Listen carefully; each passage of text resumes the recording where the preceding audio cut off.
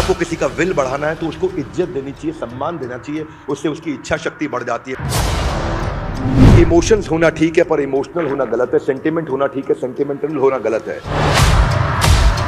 मृत्यु तो एक बार आती है पर अपमान अगर हो जाता है तो वो मृत्यु रोज रोज आती है। जो आदमी रीइन्वेंट नहीं कर रहा, रेलेवेंट नहीं कर रहा, उसका गेम ओवर हो गया। मौत के दर्द से ज्यादा दर्द होता है जब इंसान की इज्जत समाप्त हो जाती है। या तो अपने आप को री इन्वेंट करो या फ्यूचर को इन्वेंट करो। जो आदमी वहीं रह गया और इंप्रूवमेंट साइकिल नहीं लेकर के आया वो बर्बाद हो जाएगा।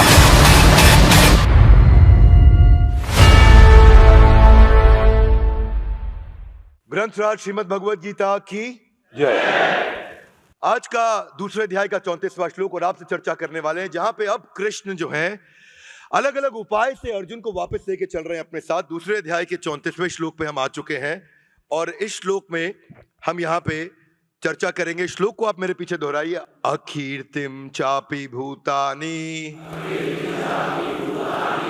कथयन्ति ते अव्ययम संभावितस्य च कीर्ति मरणादि अतिरिच्यते। अकीर्ति मतलब इनफेमी। इनफेमी का मतलब बेइज्जती। कृष्ण अभी सारे प्रिंसिपल अर्जुन को नहीं बता रहे। कृष्ण कह रहे हैं इनफेमी, तुम्हारी बेइज्जती हो जाएगी। भूतानी उन लोगों की जिनको एक बार इज्जत मिल जाती है। कथयन्ति, लोग कथा करेंगे अर्जुन, तुम्हारी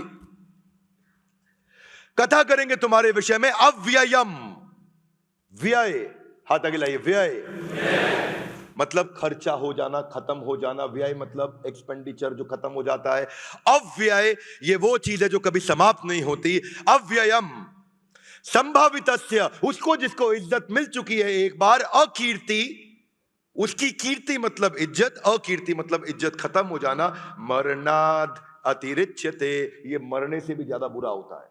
अनुवाद और तात्पर्य श्रील प्रभुपाद जी के द्वारा। श्रील प्रभुपाद की जय। दूसरे अध्याय के 34वें श्लोक के अनुवाद में श्रील प्रभुपाद कहते हैं, लोग सदैव तुम्हारे अपयश का वर्णन करेंगे अर्जुन, और सम्मानित व्यक्ति के लिए अपयश मृत्यु से बढ़कर है। People will always speak of your infamy and for those who have been honoured, एक बार अगर इज्जत मिल गई, those who have been honoured, then dishonour is worse than death. Arjun तुम्हारी एक बार इज्जत की जा चुकी है, लेकिन अब अगर तुम्हारी इज्जत छीन ली तो तुम बर्बाद हो जाओगे। अगले श्लोक में कहते हैं कृष्ण कि the great generals who have highly esteemed your name, जिन लोगों ने, जनरल्स बड़े बड़े लोगों ने तुम्हारे को इज्जत करी है, they will think that you had left the battlefield out of fear only, तुम भय के कारण भाग गए हो। जिन जिन महान योद्धाओं ने तुम्हारे नाम तथा यश का सम्मान दिया है, वो सोचेंगे कि तुमने डर के मारे युद्ध भूमि छोड़ दी है और इस तरह तुम्हें तुच्छ मानेंगे। They will consider you a coward, यहां कावर्ड को तुच्छ बोला गया है। Your enemies will describe you in many unkind words. दूसरे अध्याय का 36वां श्लोक, वो क्या बोलेंगे? वो कहेंगे कि तुम्हारे शत्रु अनेक प्रकार से तुम्हें कटु शब्दों से तुम्हारा वर्णन करेंगे और तुम्हारे सामर्थ्य का उपहास करेंगे। तुम्हारे इसी दुखदाई, तुम्हारे लिए इससे ज्यादा दुखदाई और क्या हो सकता है? What could be more painful than for you. यहां से शुरू करते हैं। यह था दूसरे अध्याय का 34, 35, 36। यहां पे चर्चा क्या हो रही है? यहां कृष्ण बता रहे हैं कि और कारण अभी तुम्हें अर्जुन बताऊंगा कि तुम्हें क्यों युद्ध करना चाहिए, पर पहला कारण समझ लीजिए। जो मैस्लो की हायरार्की दूसरे अध्याय के शुरुआत में, पीछे के एपिसोड्स में कृष्ण ने समझाई थी। जो लोग सारे सीरीज देख रहे हैं, सारे वीडियोस देख रहे हैं, सारे एपिसोड देख रहे हैं, कृष्ण ने मैस्लो की हायरार्की में फिजियोलॉजिकल से बात नहीं किया। हाथ आगे लाइए। सबसे नीचे शारीरिक इच्छाएं, उसके ऊपर मानसिक, बौद्धिक, आत्मिक, आध्यात्मिक। कृष्ण ने ऊपर से शुरुआत करी। कृष्ण ने क्या बोला कि तुम ये धन ऐश्वर्य के लिए नहीं कर रहे, तुम राजपाट के लिए नहीं कर रहे। अर्जुन प्रिंसिपल समझाया, क्योंकि अर्जुन बहुत शक्तिशाली व्यक्ति था। एक शिकारी के वेश में जब जाकर के उसने भगवान शिव को जाकर के हराया तो उनसे पाशुपात अस्त्र प्राप्त किया था। उसके पास कई विशेष हथियार थे उसको ब्रह्मास्त्र मिला था गुरु द्रोणाचार्य के द्वारा, उसको सम्मोहन अस्त्र मिला था कुबेर के द्वारा, वो किसी को भी सम्मोहित कर सकता था। अर्जुन बहुत शक्तिशाली था, अर्जुन के पास सारे स्किल्स थे पर विल नहीं थे, तो भगवान ने विल देने के लिए पहले उसके रिकॉग्निशन पे काम करना शुरू किया। अगर आपको किसी का विल बढ़ाना है तो उसको इज्जत देनी चाहिए, सम्मान देना चाहिए, उससे उसकी इच्छा शक्ति बढ़ जाती है। मेरी बात समझ आ रही है लाउडली? Yes no? इंद्रास्त्र मिला था जो इंद्र ने दिया था, वरुणास्त्र दिया था जो वरुण ने दिया था। वरुण, भगवान वरुण जो है, उन्होंने ऐसा अस्त्र दिया कि किसी भी समय कोई भी तुम पे अगर किसी भी प्रकार का अटैक करेगा तो तुम नदी समुद्र बाण ऐसे छोड़ोगे कि इतना पानी उस पे आ जाएगा, सब कुछ बह जाएगा, पूरा शरीर, पूरा का पूरा शहर बह सकता है। बहुमास्त्र मिला था जो कि मां भूमि ने दिया था उनको, और उसमें क्या कहा था कि कहीं पे भी तुम हो और फंस जाओ तो तुम डीप टनल, सुरंग, गुफाएं तैयार कर सकते हो और उन गुफाओं से तुम गायब हो सकते हो। उसको नागास्त्र दिया गया था कि नाग के रूप में परिवर्तित हो जाएंगे तीर सारे। उसको गरुड़ास्त्र दिया गया था कि किसी ने नागास्त्र छोड़ दिया तो गरुड़ आकर के सारे सांपों को समाप्त कर देंगे। उसके पास अंतर्ध्यान अस्त्र था जो कुबेर ने दिया था कि जब चाहो तुम अपने आप को या किसी को भी अंतर्ध्यान करके गायब कर सकते हो। अर्जुन, तुम इतने बुद्धिमान, इतने शक्तिशाली, इतने स्किल्ड हो, अगर तुमने जॉब से डांट खाने पे रिजाइन कर दिया तो लोग कहेंगे कावर्ड था। क्या मेरी बात समझ आ रही है लाउडली? Yes no? एक और त्वस्त्र नाम का अस्त्र भी था। ये बहुत ही अद्भुत अस्त्र हुआ करता था कि जिसमें आप बिना कुछ किए उस अस्त्र के चलाने से आपके सामने जो आपके शत्रु की सेना है वो आपस में लड़ने लग जाए। उसके पास वो सारी टैक्टिक्स, वो सारी स्ट्रैटेजीज थी जिसके द्वारा वो कंपटीशन के पूरे मार्केट शेयर को एक्वायर कर सकता है। पर ऐसी कंपनी जो इस स्टेज के अंदर अचानक छोड़ दे एक किसी इमोशनल तकलीफ के चलते, without understanding the right philosophy, उनको एक वज्रास्त्र दिया इंद्र ने कि सामने वाले पे ऐसा वज्रपात हो जाए, यानी कि सारे सैन्य प्रमाण पत्र, जिसको बोलते हैं सर्टिफिकेशंस, जो भी इंटरनेशनल सर्टिफिकेशंस, ग्लोबल, यूनिवर्सल और मल्टी यूनिवर्सल, यानी कि अलग अलग लोगों के सर्टिफिकेशंस भी थे उनके पास। और बावजूद उसके बीइंग मोस्ट क्वालिफाइड व्यक्ति, अगर आपने युद्ध छोड़ दिया तो मरणादि अतिरिच्यते। और ऐसा कभी कभी ये तब होता है एक इंसान के साथ जब वो एक इमोशनल स्टेज के चलते, इमोशंस होना ठीक है पर इमोशनल होना गलत है, सेंटिमेंट होना ठीक है, सेंटिमेंटल होना गलत है। परिस्थितियों के चलते जब कभी व्यक्ति भटकता है मार्ग से तो उसमें भगवत गीता काम आती है। जो व्यक्ति ये सारी सीरीज को अटेंड कर रहा है, सारे एपिसोड्स को अटेंड कर रहा है, वो समझ पाएगा। छोटी छोटी गलतियों के कारण माइकल जैक्सन, जिसको भगवान माना जाता था पॉप म्यूजिक का, लोग पूजा करते थे माइकल जैक्सन की। लुई विटॉन उसका सबसे बड़ा ब्रांड एंडोर्सर, जिसकी वो एंडोर्समेंट करता था, सबसे बड़ा स्पॉन्सर था लुई विटॉन। सारा खर्चा माइकल जैक्सन की जिंदगी का लुई विटॉन। जिस दिन एक बार बच्चे के साथ में सेक्स करने का, मॉलेस्टेशन का उसके ऊपर एक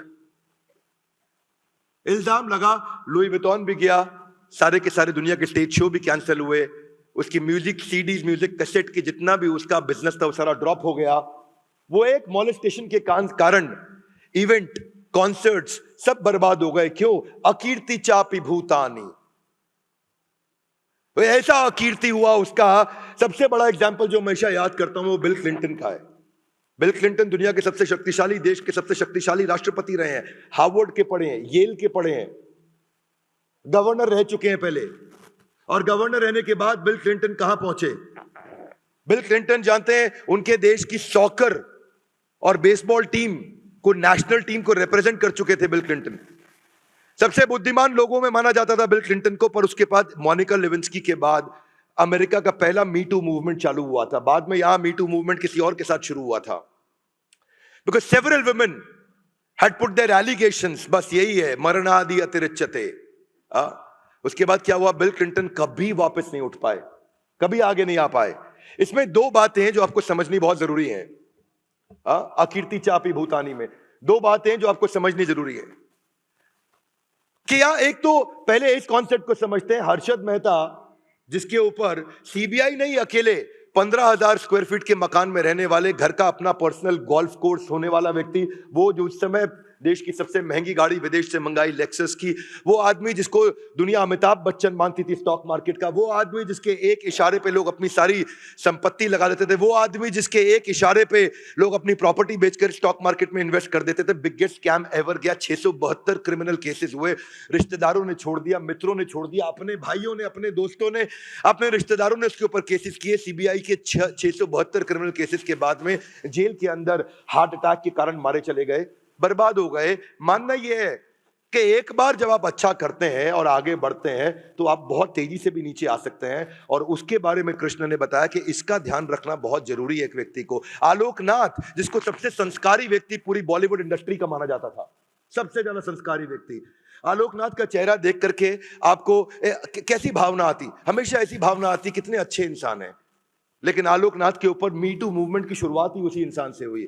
एक्चुअली बाद में वो एक एक्टिंग करते बॉलीवुड में, विलेन, मेरे को नाम याद नहीं आ रहा, आऊ आऊ बोलते, क्या नाम है, शक्ति कपूर के ऊपर भी लगा, लेकिन लोगों को शक्ति कपूर की चर्चा नहीं करी। उन्होंने कहा हो सकता है करे। आलोकनाथ का हुआ तो कितना नाम खराब हुआ। क्या मैं समझा पा रहा हूं आपको?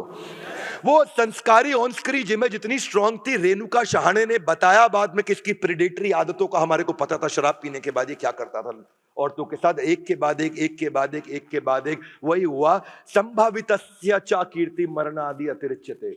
मैं एक एथलीट था और दो लोग मैं जिसको बहुत फॉलो करता था, मैं डिएगो मैराडोना और बेन जॉनसन।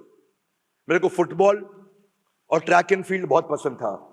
मैं लॉन्ग डिस्टेंस रनिंग किया करता था, 5 किलोमीटर 10 किलोमीटर रोज रनिंग करता था, सालों साल तक। मेरे पास कम से कम पर्सनली अपनी बात बता रहा हूं 80 70 80 मेडल्स रहे हैं। हर साल स्कूल का बेस्ट आउटस्टैंडिंग एथलीट अवार्ड्स मिलते थे मेरे को। तो मैं बेन जॉनसन को देखता था कि पृथ्वी का सबसे जीवित, सबसे तेज धावक ऐसा एक इंसान। पर बेन जॉनसन के बारे में क्या हुआ, उसको कैनेडियन स्पोर्ट्स मिनिस्टर ने बोला he is a disgrace on Canada, क्यों मरणादि अतिरिच्यते। यही मैं आपको बोल रहा हूं कि कथयश्यन्ति, हाथ आगे लाइए, आपके बारे में कथा करेंगे लोग, और कितनी कथा करेंगे, अव्ययम, समाप्ति नहीं होगी, इतनी नेगेटिविटी की कथा होगी। तो कृष्ण वहां से अर्जुन को समझा रहे हैं, और अर्जुन अभी साथ साथ सुन रहे हैं, क्योंकि अर्जुन दूसरे अध्याय के 7वें श्लोक में सरेंडर कर चुके हैं। प्रश्न पूछेंगे, एनक्वायरी और इंक्वायरी में यही अंतर होता है, एक में चैलेंज किया जाता है और एक में सबमिसिव तरीके से पूछा जाता है। एक है इंक्वायरी और एक है एनक्वायरी, दोनों में बड़ा फर्क है। एक आई से शुरू होता है, एक ई से शुरू होता है। डिएगो मैराडोना बस केवल अलर्टनेस और एनर्जी के लिए उसने एक ऐसा ड्रग लिया था जो 5 प्रकार से आता है, और उस ड्रग के कारण उसको फुटबॉल का इतना बड़ा बैन लगा। बॉल कंट्रोल और ड्रिबलिंग स्किल का भगवान माना जाता था डिएगो मैराडोना को। अर्जेंटीना से खेलता था, ऐसे बॉल ड्रिबल करता था डिएगो मैराडोना। इसको मैं उनका हर मैच में फुटबॉल का देखा करता था। मैं अपनी बात बता रहा हूं, जब मैं 4वीं 5वीं क्लास में हुआ करता था, मैं अर्ली 90s की बात कर रहा हूं, जिस समय इंटरनेशनल क्रिकेट दिखना शुरू हुआ था पहली बार, दूरदर्शन से बाहर निकले, नया नया केबल आना शुरू हुआ था, अर्ली 90s की बात कर रहा हूं मैं। तो वो क्या भारत के कई उदाहरण है। भारत के अंदर क्रिकेट में अपने पाप धोने के लिए मूवी बनाने से पाप धुल नहीं जाते। जो मोहम्मद अजहरुद्दीन के साथ हुआ, 20 साल का बैन लगा, क्यों जानते हैं? मैच फिक्सिंग, 20 साल का बैन लगा। जितने एंडोर्समेंट्स थे अजहरुद्दीन के पास सारे छीन लिए गए, हमेशा हमेशा के लिए खत्म हो गए, बदनामी हुई वो अलग। तो ये अकीर्ति चापी भूतानी, कृष्ण इसकी बात कर रहे हैं। चाणक्य पंडित कहते हैं मृत्यु तो एक बार आती है, पर अपमान अगर हो जाता है तो वो मृत्यु रोज रोज आती है, वो मृत्यु रोज रोज आती है। और ये इतना खतरनाक है ना, इतना खतरनाक है कि इसमें आदमी खुद को भी मार लेता है और अपमान करने वाले का भी हत्या कर देता है। जिसके कारण मेरा बदनामी होगी, ये उसकी भी हत्या कर सकता है इंसान। इतना खतरनाक होता है। ये सब क्या है? खाप पंचायत के जो ऊपर जो केसेस जितने भी बने ऑनर किलिंग के, ये क्या थे? ये बदनामी के डर से। अकीर्ति चापी भूतानी, के आदमी अपनी बेटी को मार दिया, अपनी बेटे की हत्या कर दी, अकीर्ति चापी भूतानी। अपने पुत्र की हत्या कर दी, ये अकीर्ति चापी भूतानी। ऑफिस में भी होता है, कॉर्पोरेट वर्ल्ड में भी होता है। शुरू में जब कंपनी शुरू होती है, नए नए एम्प्लॉय को बड़ी इज्जत मिलती है क्योंकि वो सब कुछ कर रहा होता है, और बाद में जब बड़े बड़े स्टॉलवर्ड लीडर आने लग जाते हैं, वही पुराना एम्प्लॉय बेकार हो जाता है, वही पुराना एम्प्लॉय आउटडेटेड हो जाता है, वही पुराना एम्प्लॉय अगर अपने आप को रीइन्वेंट और रेलेवेंट नहीं कर पाता, वही पुराना एम्प्लॉय खत्म हो जाता है। तो केवल डिसऑनर नहीं, लैक ऑफ ऑनर भी बहुत बड़ा इंडिकेटर है। क्या मेरी बात समझ आ रही है? Yes no? केवल डिसऑनर नहीं, लैक ऑफ ऑनर। तो कृष्ण जानते हैं कि मुझे अर्जुन को क्या समझाना है, कब क्या बात करना है। आगे चलते जाएंगे तो अर्जुन को अलग अलग प्रिंसिपल समझाएंगे जो आप जीवन में उतारोगे तो आप अलर्टनेस, आपकी strength, attitude, behaviour, learning, perception, motivation, overcoming anger, overcoming anxiety, focus, strength. Bhagavad Gita भगवान है मोटिवेशन की, भगवत गीता भगवान है उस अंडरस्टैंडिंग की जो आपकी जिंदगी को परिवर्तित कर सकती है। जिंदगी में कभी तकलीफ आ जाए, किसी का चेहरा देखने की जरूरत नहीं, गीता खोल लेना, उसी श्लोक में उत्तर मिल जाएगा। यही दुनिया के सारे बड़े लीडर्स बताते रहे। इस प्रिंसिपल से बाहर आने के लिए इसका जो अदर साइड है ना, अदर साइड ये है कि डिसऑनर से ज्यादा बुरा कई बार लैक ऑफ ऑनर भी होता है। राजेश खन्ना, अमिताभ बच्चन एक साथ शुरू हुए थे।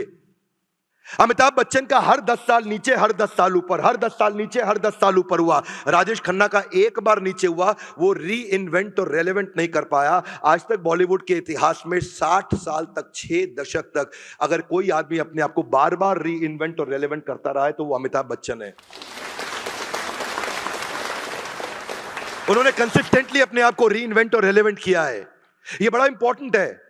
घर में भी एक बहू आती है, उससे सब बड़ा प्यार करते हैं। जब अगली बहू आती है उसको ज्यादा ध्यान देते हैं तो बड़ी वाली बहू को टेंशन होने लग जाती है, तो वो घर में कॉन्स्पिरेसीज क्रिएट करती है। क्यों जानते हैं? क्योंकि डिसऑनर नहीं है, ये लैक ऑफ ऑनर है। घर में एक बच्चा पैदा होता है, दूसरा बच्चा पैदा होने के बाद पहले बच्चे को प्रेम जब कम मिल रहा होता है उसको तकलीफ होती है। हरियाणा के अंदर एक 12 साल के बच्चे ने अपनी 8 साल की बहन को इसलिए मार दिया क्योंकि उसके चक्कर में मां उसको बार बार तंग करती थी। क्यों? डिसऑनर नहीं, लैक ऑफ ऑनर था।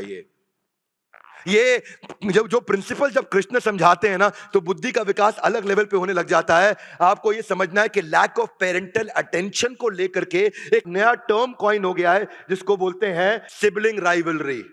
सिबलिंग राइवलरी के लिए साइकोलॉजिस्ट आजकल काम करने लगे हैं। क्यों? क्योंकि उनको मालूम है ये प्रिंसिपल है। ये साइकोलॉजी जितनी भगवत गीता सिखा सकती है दुनिया में कोई नहीं सिखा सकता। हमारे देश में जो पहले मोटिवेशनल स्पीकर हुए हैं पिछले कुछ सालों में वो शिव खेड़ा थे, और क्या लेजेंडरी मोटिवेशनल स्पीकर, मैं उनका सम्मान करता हूं। पर आज शिव खेड़ा किधर है? खत्म हो गया सब कुछ, गेम ओवर, दिखाई नहीं पड़ती। ये वो व्यक्ति हैं जिन्होंने कास्ट बेस्ड रिजर्वेशन पे बहुत काम किया था, जिन्होंने एक इंडिया की एक फाउंडेशन, कंट्री फर्स्ट फाउंडेशन भी बनाई। ये भारत को लेकर के बड़े सजग थे। पर शिव खेड़ा क्या किया उन्होंने? वो सीडी बेचते रह गए, और अब सीडी का जमाना खत्म हो गया। वो अपने आप को री इन्वेंट और रेलेवेंट नहीं कर पाए, वो फ्री वीडियोस नहीं बना पाए, वो केवल पेड सीडी और एक किताब ही यू कैन विन बेचते रह गए। आज शिव खेड़ा के बारे में कितने सब्सक्राइबर हैं? आज अच्छे किसी यूट्यूबर को देख लो, जितने शिव खेड़ा के लाइफ टाइम सब्सक्राइबर हैं उतना एक अच्छा यूट्यूबर एक दिन में ऐड करता है। क्या मेरी बात समझ आ रही है? इसको बोलते हैं reinvent and relevant. Anuradha Paudwal Lata Mangeshkar के बाद एक ही महिला थी जिसको पोस्ट डॉक्टरेट की डिग्री से अवार्ड किया गया था, पद्मश्री। अनुराधा पौडवाल का इतना नाम था कि अगर अनुराधा पौडवाल अपने आप को रीइन्वेंट करती ना तो दूसरी लता मंगेशकर आज देश में मानी जाती। आज उन्हें कोई याद नहीं करता, केवल एक भजन गायिका के नाम पर रह गई। इसीलिए अकीर्ति चापी भूतानी के प्रिंसिपल में कृष्ण ने समझाया कि कंसिस्टेंटली आपको अपने आप को रीइन्वेंट और रेलेवेंट करना पड़ेगा। हाथ आगे लाइए क्योंकि जमाना बदल रहा है। Give me your hands out, come on.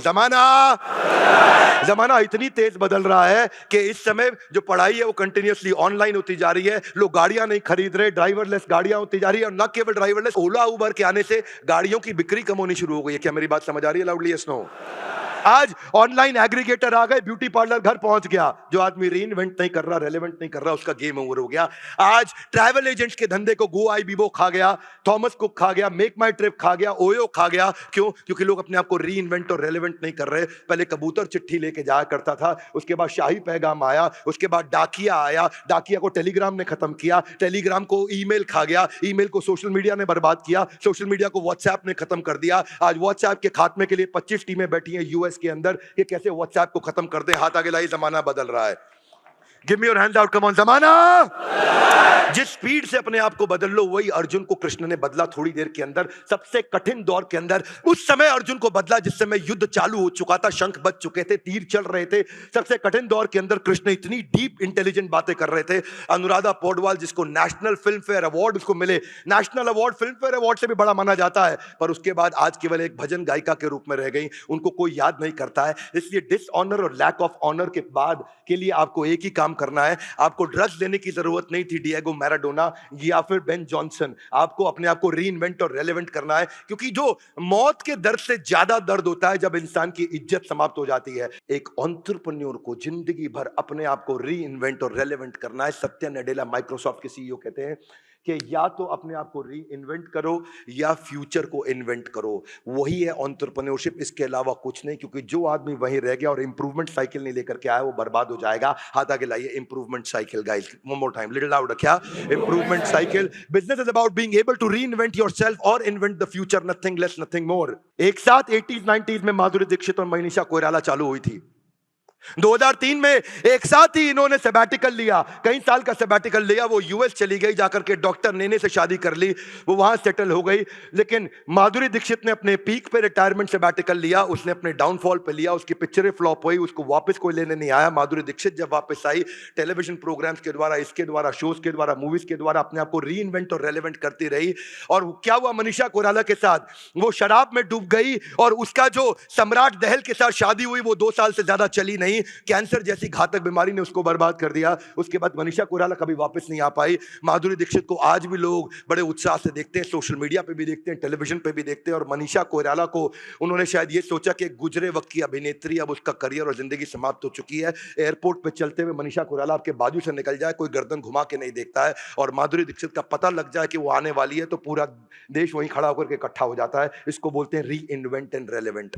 Krishna किस फिलॉसफी से बात करते हैं, कहां लेके जाते हैं, ये था आज का श्लोक। अकीर्ति चापि भूतानि कथयश्यन्ति ते अव्ययम् संभावितस्य चा कीर्ति मरणाद अतिरिच्यते। भगवत गीता एक ऐसा ग्रंथ है, इस एपिसोड के हर वीडियो को सबको देखना चाहिए, एक के बाद एक इसके एपिसोड्स हम आपको YouTube पे देते चले जा रहे हैं। आपको क्या लगता है भगवत गीता के ये सारे एपिसोड्स इन एक्शन देखने चाहिए? Loudly yes no. हाथ आगे लाइए। क्यों? क्योंकि ये गीता इन एक्शन। हाथ आगे लाइए, come on, Gita in louder everybody, one more time, Gita in.